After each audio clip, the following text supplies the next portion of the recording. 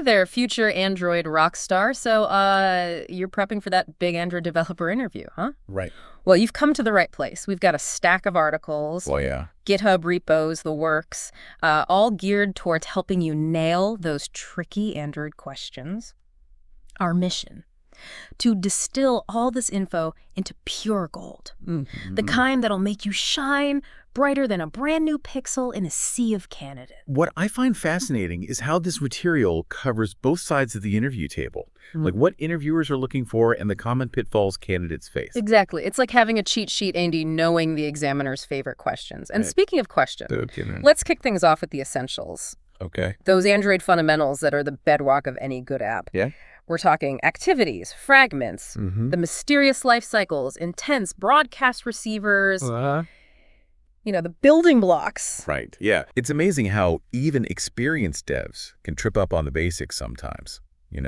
Remember, interviewers want to see that you've got a solid grasp of these concepts before diving into the fancy stuff. Totally. Like, remember that classic question about view.gone versus view.invisible? Yeah. It's one of those things that seems simple, Right. but the nuances can really trip you up. Absolutely. One makes your view vanish without a trace, Right. like a magician's disappearing act, Right. while the other just hides it but keeps it spot warm in the layout. Subtle difference. Right. Big impact on your UI. Right. It's like the difference between sneaking out of a party unnoticed and just hiding under a table. Yeah. Speaking of tricky questions, how about on-activity result? Oh, yeah. Every Android dev has probably battled with this callback at some point. Ah, yes. The good old messenger pigeon returning from a launched activity. But think of it this way. You're sending your activity on a mission to gather intel, and on-activity result is how it reports back with the goods. Love that. Now let's talk about broadcast receivers. They're kind of like the town gossip spreading the word about system events. Battery low, new Wi-Fi network, they've got the scoop.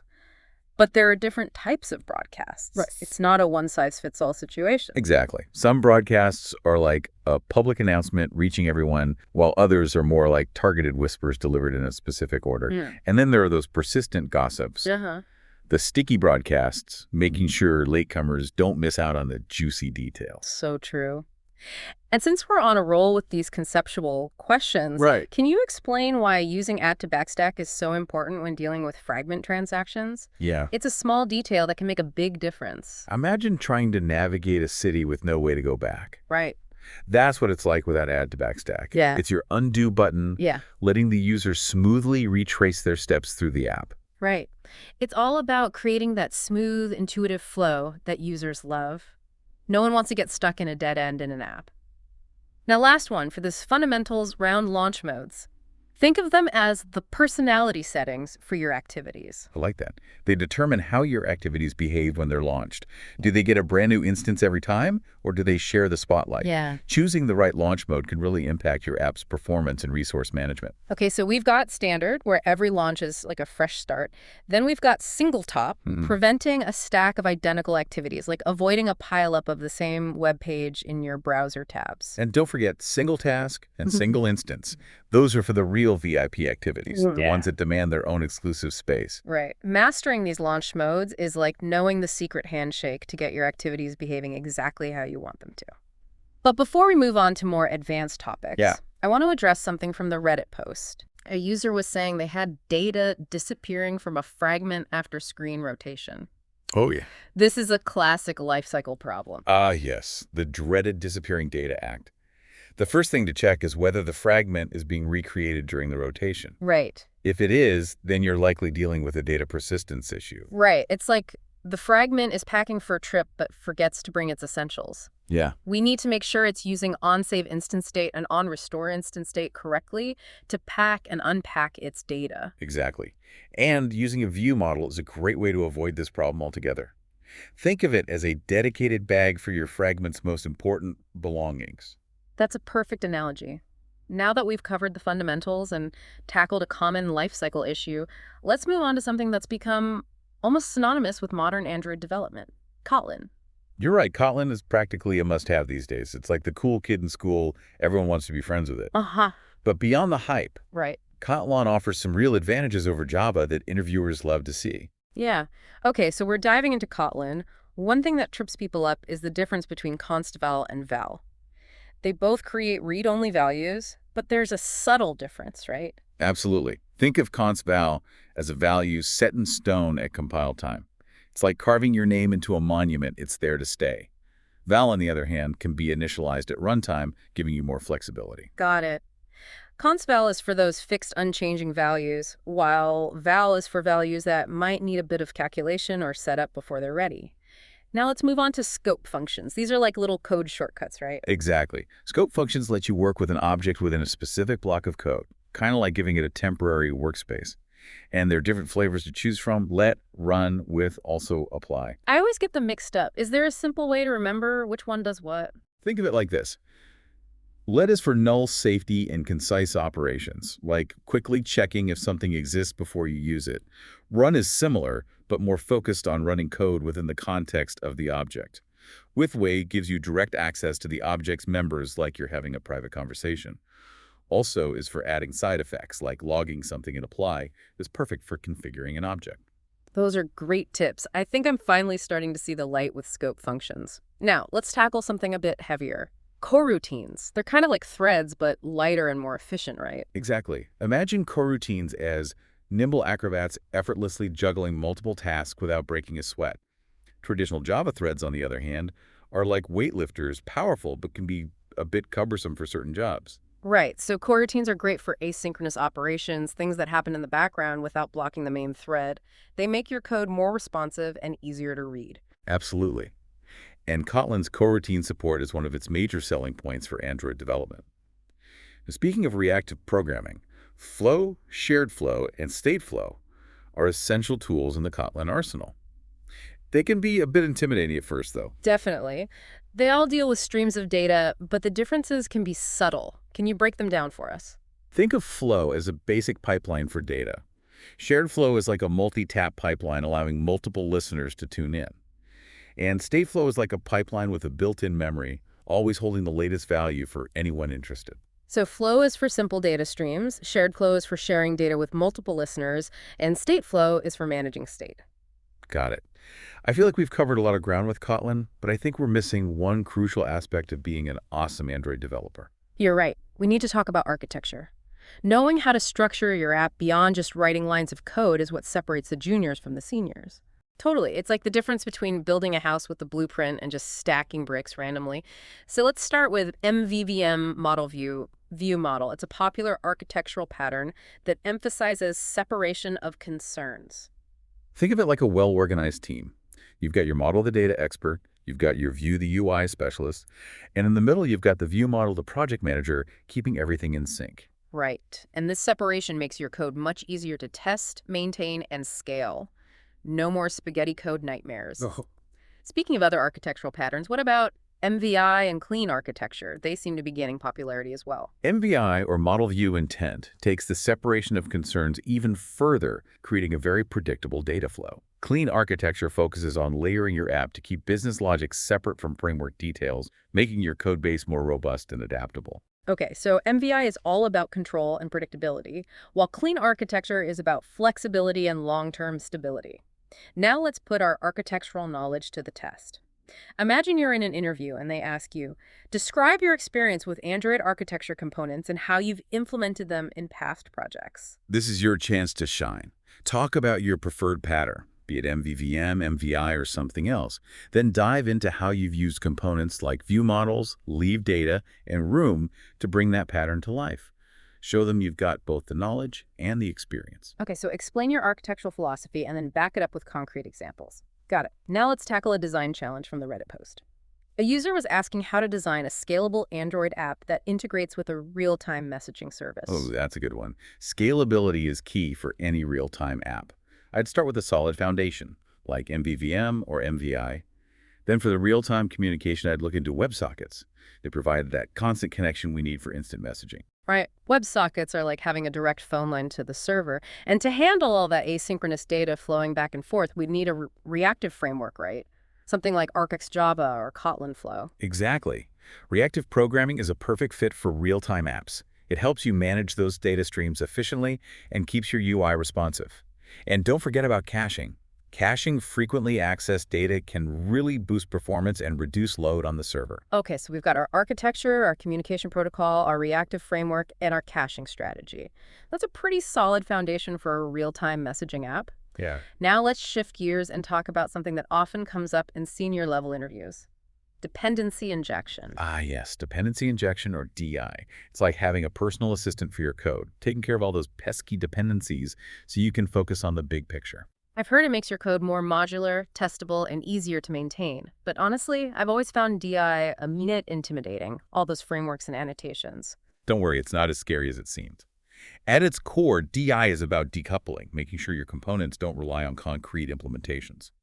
So instead of creating dependencies directly within a class, we let an external entity, like a DI framework, handle the creation and injection of those dependencies. Exactly. And this makes testing a breeze because you can easily swap out real dependencies with mock ones. Now, our sources mention Dagger and Hilt, which are two popular DI frameworks for Android. Right. They both use annotations to simplify the whole process, but I always get confused with the difference between provides and binds in Dagger. Can you clear that up for me? Sure. Provides is like telling Dagger, hey, I need you to create a new instance of this object. It's used for concrete classes. Binds, on the other hand, is for interfaces or abstract classes. It's like saying, whenever someone asks for this type, give them this specific implementation. Okay, so provides is for creating new objects, and binds is for mapping interfaces to implementations. Makes sense. Now, another Dagger concept that's always puzzled me. Subcomponents. What are they all about? Subcomponents are like creating smaller, specialized dependency graphs within your main component. It's like having separate departments within a company, each with its own set of resources and responsibilities. So it's all about organization and creating clear boundaries within your dependency graph.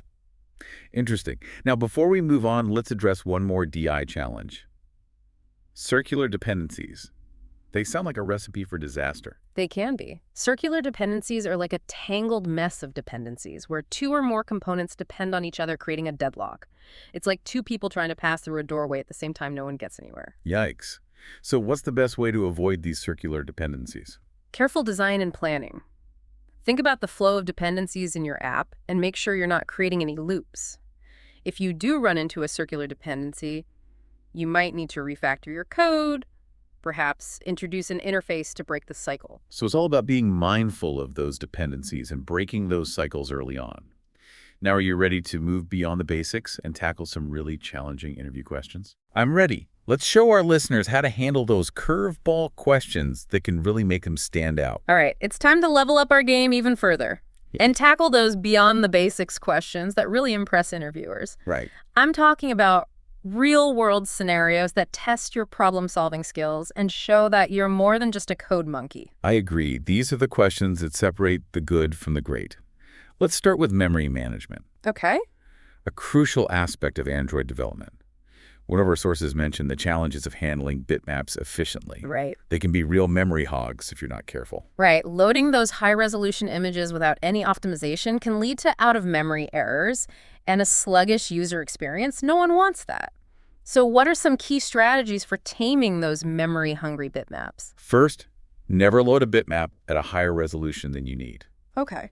If you're displaying it in a small image view, there's no need to load the full resolution image. Right. Scaling it down beforehand can save you a ton of memory. So it's like resizing a giant poster to fit a small picture frame. Yeah. You wouldn't try to cram the whole thing in, right? Right. You'd scale it down to fit perfectly. Exactly. And to make things even easier, libraries like Glide and Picasso can handle a lot of the heavy lifting for you. Yeah. They can automatically scale, cache, and manage your images, making your life a lot easier. They're like personal assistants for your images. And speaking of optimization, let's talk about network requests. Oh, yeah. The Medium article mentioned optimizing the handling of access token expiration. Yeah, That's a common scenario that can cause headaches if not handled properly. absolutely. You don't want your app to grind to a halt just because an access token expired. The key is to be proactive. Right. You can use interceptors in your networking library to check token validity before making requests and refresh them if needed. It's all about creating a smooth, seamless experience for the user. Right. You don't want your users to keep getting kicked out and forced to log back in. That would get annoying fast. Now, security is another critical topic that interviewers love to ask about. Oh, yeah. One of the sources emphasized the importance of protecting sensitive data like API keys. Absolutely. Never hard code API keys directly into your app. Right. It's like leaving your front door unlocked and posting your address online. Yeah. Instead, use environment variables or secure storage mechanisms like the Android key store system to keep those secrets safe. It's like having a digital vault for your most valuable data. Makes sense. Now let's talk about code quality and maintainability. Okay.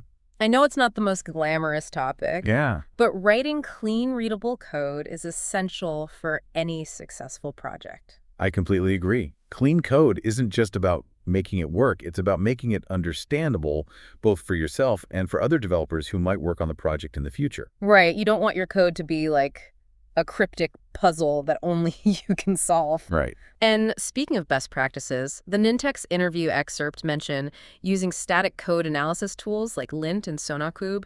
Can you explain why those are so helpful? Think of them as automated code reviewers, constantly scanning your code for potential bugs, style violations, and other issues. Okay. They can catch things that you might miss and help you enforce coding standards across the entire team. So they're like having an extra set of eyes on your code, making sure everything is up to par. Yeah. Now, one more topic that's become increasingly important in modern software development: CI/CD, or continuous integration and continuous deployment. CI/CD is all about automation, automating the build, test, and deployment processes. This ensures consistency, catches errors early, and allows you to deliver updates to users faster. Right, it's like having an assembly line for your app, streamlining the entire development process. Tools like Jenkins, GitHub Actions, and GitLab CI/CD can be incredibly powerful allies in this journey. Absolutely. And demonstrating knowledge of CI/CD can really impress interviewers, showing that you understand modern development workflows. So we've covered a lot of ground today, from the fundamental building blocks of Android to advanced topics like architecture, dependency injection, and even CI/CD. But I want to leave our listener with one final thought-provoking question. What are some Android development best practices that you're particularly passionate about? That's a great question. For me, it all boils down to this. Write clean, well-documented code, embrace the power of version control, and never stop learning. The Android world is constantly evolving, so staying curious and keeping up with the latest advancements is essential for any developer who wants to thrive. I couldn't agree more. Continuous learning is the key to staying relevant and keeping your skills sharp. And throughout this entire deep dive, I've been really impressed with your insights and expertise. You've clearly got a deep understanding of the Android platform and a passion for helping others succeed. Well, thank you. It's been a pleasure sharing my knowledge and hopefully empowering our listener to tackle those Android interviews with confidence. I have no doubt that they're feeling much more prepared now. Remember, you've got this. Believe in yourself, prepare thoroughly, and showcase your passion for Android. And never underestimate the power of practice. The more you practice answering those interview questions, the more confident and prepared you'll feel. Absolutely. So to our amazing listener, thank you for joining us on this deep dive into the world of Android interview mastery. We hope you've learned some valuable tips and tricks that will help you land your dream job. Keep coding, keep learning, and keep pushing the boundaries of what's possible on Android.